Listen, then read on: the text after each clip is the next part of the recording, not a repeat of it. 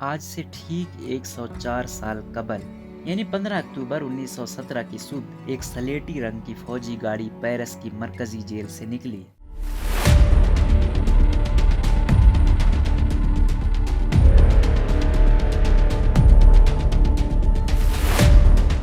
اس پر ایک 41 سالہ ولندیزی خاتون سوار تھیں جنہوں نے ایک لمبا کوٹ پہن رکھا تھا اور ان کے سر پر چوڑا ہیٹ تھا۔ ایک عشرہ قبل اس خاتون نے یورپ کے دارالحکومتوں کو اپنے قدموں پر جھکا رکھا تھا۔ یہ وہ شعلہ جوالہ تھی جو رقص میں بے بدل تھی اور ان کے چاہنے والوں میں وزیر، صنعت کار اور فوجی جنرل شامل تھے۔ لیکن پھر پہلی جنگ عظیم چھڑ گئی جس نے دنیا کو بدل کے رکھ دیا۔ ان خاتون کا اب بھی خیال تھا کہ وہ یورپ بھر کی آنکھیں اپنے جلووں سے خیرہ کر سکتی ہے، لیکن اب اونچے ایوانوں میں بیٹھے مرد اس سے کچھ اور ہی چاہتے تھے۔ انہیں اب اس خاتون کا التفات نہیں بلکہ معلومات درکار تھی۔ پیرس کی مرکزی جیل سے نکلنے والی یہ خاتون ماتا ہری تھیں اور انہیں اس دن موت کے گھاٹ اتارا جانا تھا۔ ان کا جرم الزام تھا کہ وہ جاسوساں ہیں جو اتحادی افسروں کو لبھا کر ان سے راز حاصل کر کے جرمن فوج کے حوالے کر دیتی ہیں۔ اخبار مرچ مثالیں لگا کر خبریں چھاپتے تھے کہ ماتا ہری کی وجہ سے ہزاروں اتحادی فوجی مارے گئے ہیں، لیکن عدالت میں جو شواہد پیش کیے گئے اس سے کچھ اور کہانی ابھر کر سامنے آئی۔ وہ اصل میں ڈبل ایجنٹ تھی اور انہیں قربانی کا بکرا بنایا گیا تھا۔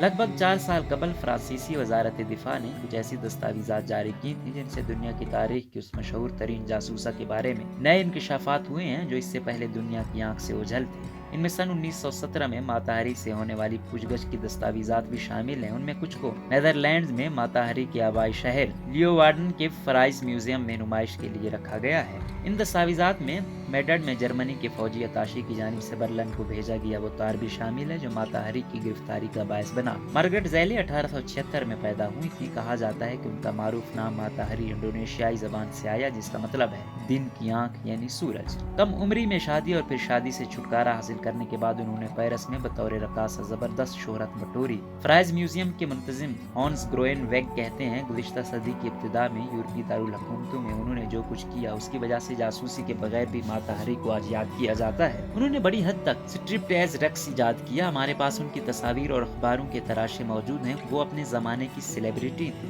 آج ماتا ہری کو صرف جاسوسی کی وجہ سے یاد کیا جاتا ہے۔ گزشتہ برسوں میں کئی تاریخ دان ان کے دفاع میں سامنے آئے ہیں۔ بعض کہتے ہیں کہ انہیں اس لیے قربان کر دیا گیا کہ فرانسیسی حکومت کو جنگ میں پے در پے ناکامیوں کا جواز پیدا کرنا تھا۔ نسوانی حقوق کے علمبردار کہتے ہیں کہ ماتا ہری کو اس لیے نشانہ بنانا بے حد آسان تھا کہ ان پر برے کردار کا الزام تھا جس کی وجہ سے انہیں بڑی سہولت سے فرانس کا دشمن قرار دیا گیا۔ نئی دستاویزات سے پتہ چلتا ہے کہ ماتا ہری نے میڈرڈ میں جرمن ملٹری اتاشی آرنلڈ فان کالے سے تعلق استوار کیا۔ اس وقت وہ فرانسیسی خفیہ اداروں کے لیے کام کر رہی تھیں اور ان کا مقصد جرمن نیٹ ورکس کا سراغ لگانا تھا۔ تاہم فان کالے نے ایک تار جرمنی بھیجا جس نے ماتا ہری کا بھانڈا پھوڑا۔ اس تار میں H21 نامی ایک جرمن جاسوس کا ذکر تھا۔ اس میں پتہ بینک کی تفصیلات حتیٰ کہ ماتا ہری کی خادمہ کا نام بھی درج تھا۔ فرانسیسی حکام کو یہ بات تسلیم کرنے میں کوئی دشواری نہیں ہوئی کہ H21 دراصل ماتا ہری ہے۔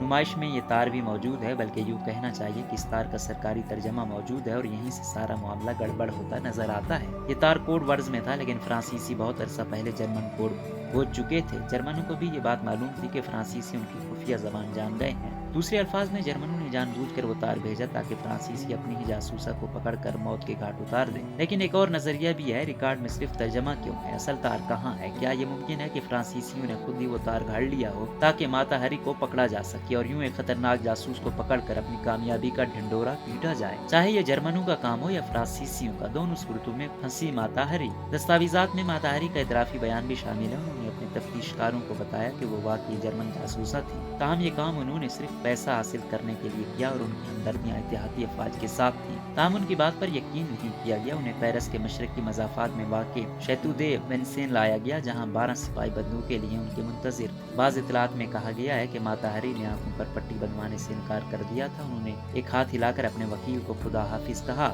کمانڈر نے اپنی تلوار تیزی سے نیچے جھکائی، 12 رائفلوں کی صدا فضا میں گونجی اور ماتا ہری اپنے ہی قدموں پر گر پڑی۔ ماتا ہری کی نعش قبول کرنے کوئی نہیں آیا۔ انہیں پیرس کی میڈیکل کالج کے حوالے کر دیا گیا جہاں اسے طلباء کو علم الابدان سکھانے کے لیے استعمال کیا جاتا رہا۔ ان کا سر میوزیم آف اناٹومی میں محفوظ کر دیا گیا، تاہم 20 سال قبل یہ وہاں سے غائب ہو گیا، کسی نے اسے چرا لیا تھا۔